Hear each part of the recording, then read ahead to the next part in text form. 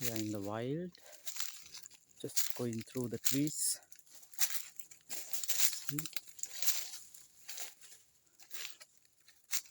These are good playing grounds for the wild boars in the night time. You can see the ground has been cleared by the wild boars. That's why you can see.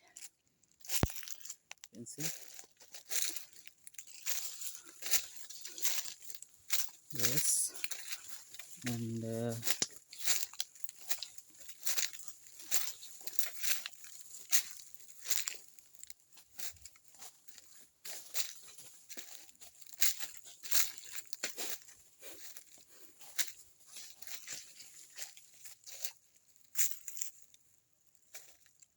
this is a place where wild fowls, I think, have just stayed here. You can see the footprints of them.